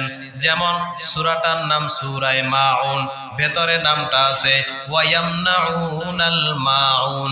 সূরাটার নাম সূরা কাউসার, শব্দটা ভেতরে আছে ইন্না আ'তাইনাকাল কাউসার। সূরাটার নাম সূরা বাকারা, ভেতরে বাকারা শব্দ আছে। সূরাটার নাম সূরা আল হামদু, ভেতরে শব্দটা আছে আলহামদু। সূরাটার নাম সূরা নাস, ভেতরে শব্দ আছে কুল আউযু বিরাব্বিন নাস। সূরাটার নাম সূরা ফালাক, শব্দটাও ভেতরে আছে কুল আউযু বিরাব্বিল ফালাক। সূরা নাজিল করেছেন, সূরার নাম আল্লাহ রেখেছেন, নামগুলো আবার সূরার ভেতরে আল্লাহ দেখায় দিয়েছেন, কিন্তু সূরার নাম আছে সূরা ইখলাস। এই ইখলাস সূরাটা আমি পড়ি, আপনারা বলবেন ইখলাস শব্দটা ভেতরে আছে কিনা। কুল হুয়াল্লাহু আহাদ আল্লাহুস সামাদ লাম ইয়ালিদ ওয়া লাম ইউলাদ ওয়া লাম ইয়াকুল লাহু কুফুওয়ান আহাদ। ইখলাস শব্দ সূরায় আছে। ইখলাস শব্দটা ইখলাস সূরার ভেতরে যেমন নাই, কিন্তু ভেতরে দেখা যায় না, ভেতরে আছে, তরজমায় আছে, ব্যাখ্যার ভেতরে আছে। আল্লাহ বুঝায়, বান্দা ইখলাস সূরার ভেতরে যেমন ইখলাস শব্দটা চোখে দেখা যায় না, বান্দা তুমিও আমার ইবাদত করবা, ভেতরে থাকবে ইখলাস, একচ্ছত্র আমি আল্লাহর জন্য ইবাদত করবা। এটা চোখে দেখা যাবে না, এটা ভেতরগত ব্যাপার, আর এটার উপরেই বিচার করে তোমাকে আমি নেকির সওয়াব দিব। কেউ নামাজ পড়ে সওয়াব পায় 10 গুণ, কেউ পড়ে একই নামাজ পায় 20 গুণ। একই ইমামের পিছনে 50 জন নামাজ পড়তেছে, কেউ পাইল 10 গুণ, কেউ পাইল 20 গুণ সওয়াব, কেউ পাইল 70 গুণ, কেউ পাইল 700 গুণ, কেউ পাইল বেগাইরে হিসাব। একই ইমাম একই জামাতে পড়তেছে, বিভিন্ন সওয়াব। কেন? বলে ভেতরের ইখলাস। কার ইখলাস কেমন কেউ দেখে না, কিন্তু আল্লাহ দেখেন। এই ইখলাস দেখে দেখে আল্লাহ বান্দাকে এর বিনিময় দান করেন। তো যে আয়াত আমি পড়েছি, ইন্নাল্লাযীনা আমানু ওয়া আমিলুস সালিহাত, যারা ঈমান আনার পর নেক আমল করবে, নেক আমলের জন্য 4টা গুণ। 1 নাম্বার ইলম, 2 নাম্বার বিশুদ্ধ নিয়াত, 3 নাম্বার ধৈর্য, 4 নাম্বার ইখলাস। এই 4টা গুণ নিয়ে যারা ঈমানের পরে নেক আমল করবে, আল্লাহ বলেন লাহুম জান্নাতুন নাঈম, তাদেরকে দান করব নিয়ামতপূর্ণ জান্নাত, খালিদিনা ফিহা, আল্লাহ বলেন সেখানে তারা চিরস্থায়ী থাকবে। ওয়াদাল্লাহি হাক্কা, আল্লাহর ওয়াদা সত্য, কোন রকম কোনো কমতি নাই, কোন রকম কোনো বাড়তিও নাই। আল্লাহ যেটা বলছেন সেটাই সত্য, মিথ্যার কোনো অবকাশ নাই। ওয়া হুয়াল আজিজুল হাকীম, আল্লাহ তাআলা জবরদস্ত হিকমত ওয়ালা। আল্লাহ আমাদেরকে 4 গুণ অর্জন করে নেক আমল করার তৌফিক দান করেন, বলি আমিন। দুরূদ শরীফ পড়ি। আল্লাহুম্মা সাল্লি আলা মুহাম্মাদ ওয়া আলা আলি মুহাম্মাদ কামা সাল্লাইতা আলা ইব্রাহিম ওয়া আলা আলি ইব্রাহিম ইন্নাকা হামিদুম মাজিদ। আল্লাহুম্মা বারিক আলা মুহাম্মাদ ওয়া আলা আলি মুহাম্মাদ كما باركت على إبراهيم وعلى آل إبراهيم إنك حميد مجيد. أستغفر الله ربي من كل ذنب وأتوب إليه. لا حول ولا قوة إلا بالله العلي العظيم. الحمد لله رب العالمين والصلاة والسلام على سيد الأنبياء والمرسلين وعلى آله وأصحابه أجمعين. ربنا ظلمنا أنفسنا وإن لم تغفر لنا وترحمنا لنكونن من الخاسرين. ربنا آتنا في الدنيا حسنة وفي الآخرة حسنة وقنا عذاب النار. اللهم اجعلني في عيني صغيرا وفي أعين الناس كبيرا. সকলে মা বাবার জন্য পড়ি, রব্বির হামহুমা কামা রব্বায়ানি সগীরা। রব্বির হামহুমা কামা রব্বায়ানি সগীরা। রব্বির হামহুমা কামা রব্বায়ানি সগীরা। আয় আল্লাহ তাআলা, রমজান মাস রোজাদার বান্দা বান্দীদেরকে নিয়ে হাত তুললাম। আয় আল্লাহ, আমি বড় গুনাহগার, আমার মতো গুনাহগার কেউ নাই রে আল্লাহ। যাদেরকে নিয়ে হাত তুলেছি এদের অনেকেই আপনার কাছে প্রিয় বান্দা। আয় আল্লাহ, দাড়ি পাকা মুরব্বীদেরকে নিয়ে হাত তুলেছি। আয় আল্লাহ, আপনার নবী বলছেন দাড়ি পাকা মুরব্বীরা যখন হাত তুলে আল্লাহ নাকি ওই হাত আপনি ফিরায় দিতে লজ্জা পান। আয় আল্লাহ, আমি গুনাহগার, আপনার ওই দাড়ি পাকা মুরব্বীদের ওসিলায় আপনি আমাদেরকে মাফ করে দেন। আয় আল্লাহ, জীবনে যত গুনাহ করেছি সব গুনাহগুলো আপনি মাফ করে দেন আল্লাহ। যার যার গুনার খবর সে জানে, একজনের গুনার খবর অন্যজন জানে না। মায়ের গুনার খবর সন্তান জানে না, সন্তানের গুনার খবর মা জানে না, স্ত্রীর গুনার খবর স্বামী জানে না, স্বামীর গুনার খবর স্ত্রী জানে না। আয় আল্লাহ আপনি ভালো করে জানেন। আয় আল্লাহ আপনার কুদরতি পা ধরে ক্ষমা চাই, মেহেরবানি করে আপনি আমাদেরকে মাফ করে দেন। হায় আল্লাহ আমাদের জীবনের গুনাহ মাফ করিয়ে দেন আল্লাহ। আপনি যদি মাফ না করেন আমাদের যাওয়ার মতো কোনো জায়গা নাই। হায় আল্লাহ ভিক্ষুক এক দরজায় না পাইলে অন্য দরজায় পায়, কিন্তু আমরা আপনার দুয়ারের ভিক্ষুক, আপনি তারায় দিলে তো আর যাওয়ার কোনো জায়গা নাই রে আল্লাহ। আপনি যদি আমাদেরকে মাফ না করেন ক্ষমা পাওয়ার তো আর কোনো রাস্তা নাই আল্লাহ। আয় আল্লাহ আপনি যদি আমাদেরকে মাফ করে দেন আপনার কোনো লস হবে না, আমাদেরকে জাহান্নামে দিলে তো আপনার কোনো লাভও নাই রে আল্লাহ। রমজান তো এক এক করে 2 দিন চলে গেল, আজকে 3য় দিন। মেহেরবানি করে আল্লাহ আমাদেরকে আপনি মাফ করে দেন। আয় আল্লাহ অনেক এতিম সন্তানেরা হাত তুলেছে, ওই মা বাবাকে অন্ধকার কবরে রেখেছে, জানি না অন্ধকার কবরে মা বাবা কেমন আছে। আয় আল্লাহ দুনিয়াতে কোনো মা বাবা সন্তানের কষ্ট সহ্য করতে পারে না। আয় আল্লাহ মা নিজে কষ্ট করে সন্তানের কষ্ট মা দেখতে চায় না রে আল্লাহ। জনম দুঃখিনী মা, জনম দুঃখী বাবা যার কবরে, আয় আল্লাহ ওই কবরে আমাদের তো খবর নেওয়ার কোনো উপায় নাই। আয় আল্লাহ আমরা দোয়া করলাম মা বাবা যার কবরে, মা বাবার কবর জান্নাতের বাগান করে দেন।